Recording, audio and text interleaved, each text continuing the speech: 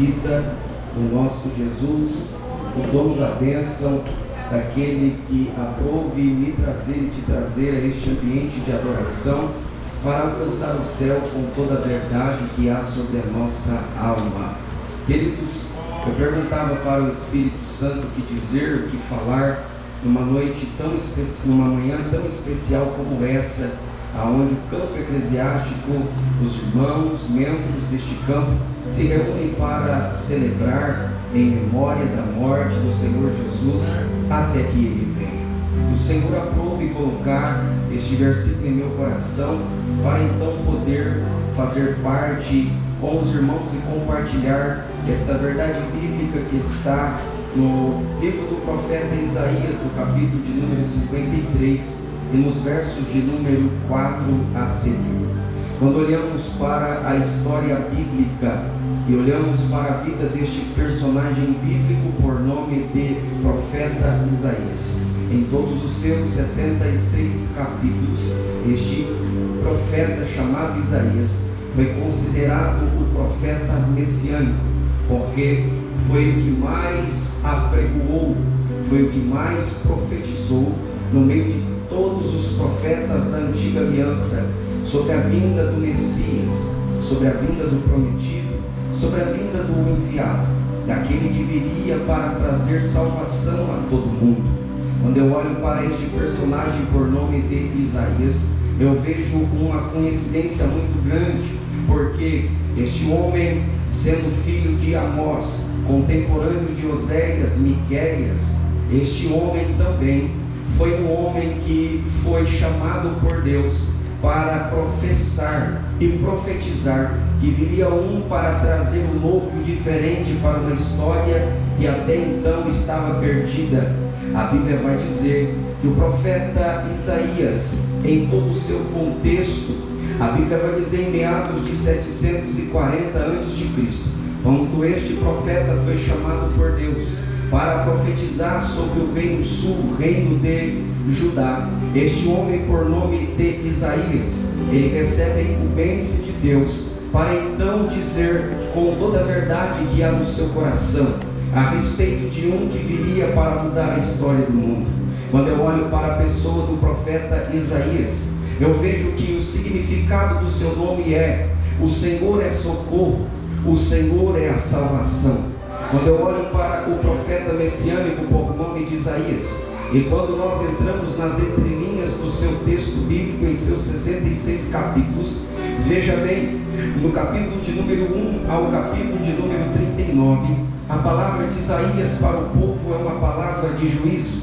A palavra de Isaías ao povo de Judá é uma palavra de exortação, falando que o Senhor iria vir como juízo para estabelecer a sua ordem sobre um povo que outrora, um dia, virou as costas para Deus. Se nós olharmos para o capítulo 1 ao capítulo de número 39, a palavra do profeta é: o Senhor vai vir com juízo no meio do seu povo.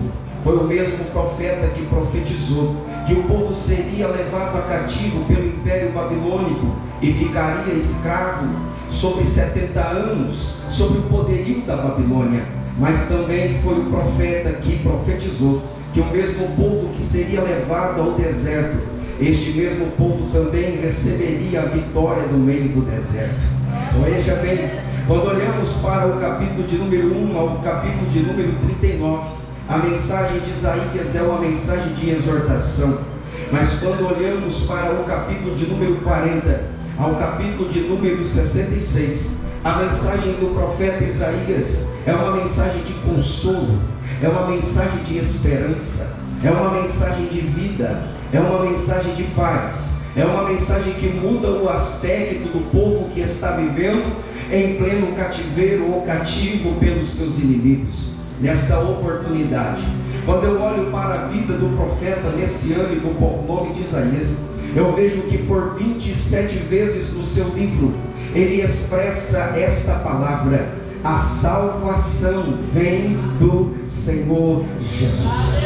Por 27 vezes, quando olhamos para a vida do profeta messiânico por nome de Isaías, ele professa com toda a verdade que há na sua alma, e ele vai dizer que a salvação vem do Senhor Deus. Meus irmãos, 700 anos antes de Jesus se manifestar nesta terra, já tinha um homem profetizando que viria um para mudar a história de toda a humanidade.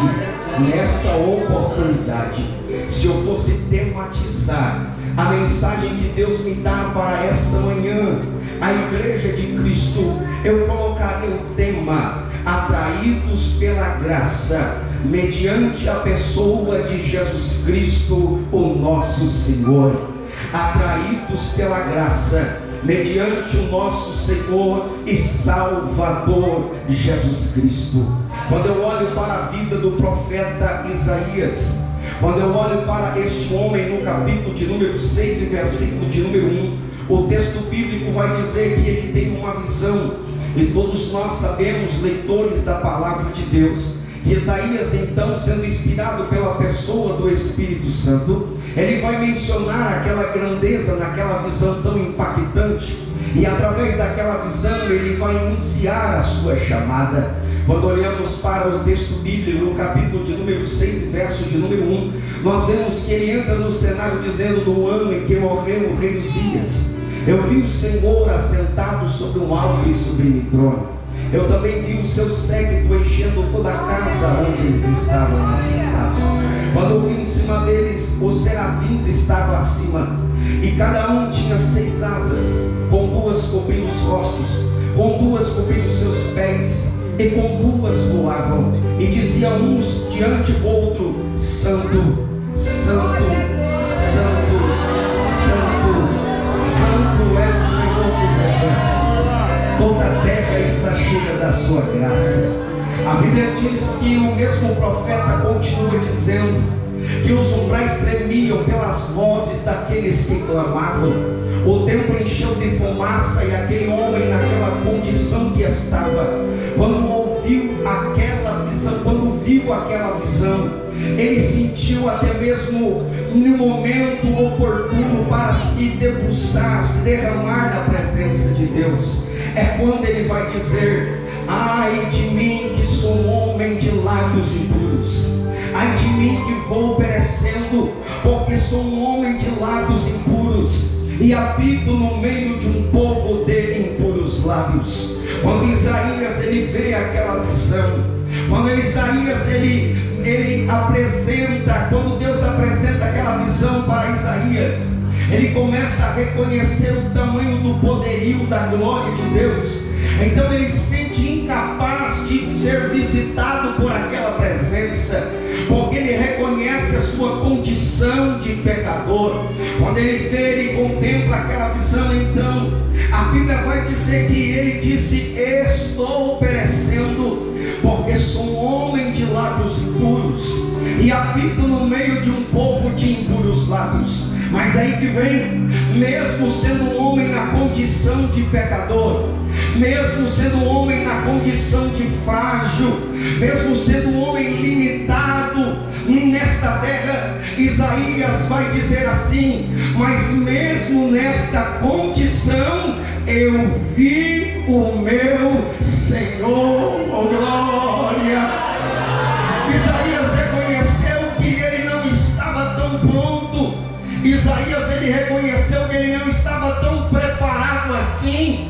Isaías reconheceu que ele precisava da misericórdia do Senhor Deus. E naquele momento, quando ele foi visitado por aquela visão, ele mesmo disse: a condição que eu estou não é tão favorável assim, mas a grandeza dele é tão grande, a glória dele é tão grande, o poder dele é tão grande, que mesmo sendo pecador, que mesmo sendo falho às vezes, que mesmo sendo inútil às vezes, eu pude contemplar a glória do Senhor.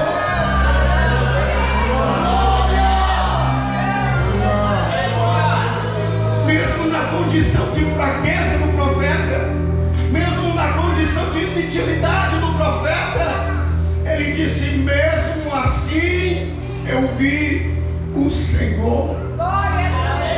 Quando de repente naquela visão ele viu que um dos serafins, vendo a condição do profeta, voou até ele trazendo brasas vivas sobre uma tenaz, cingiu os teus lábios e disse: homem,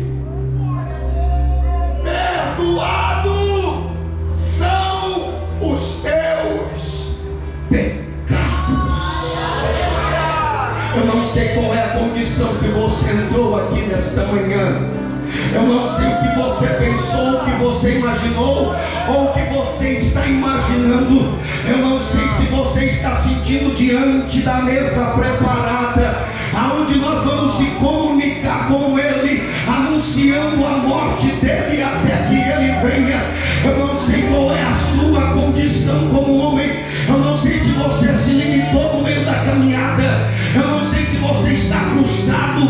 Eu não sei se você está triste, abatido, adoecido por algo ou por uma coisa que aconteceu. O que eu sei é que nesta manhã a glória de Deus vai te visitar.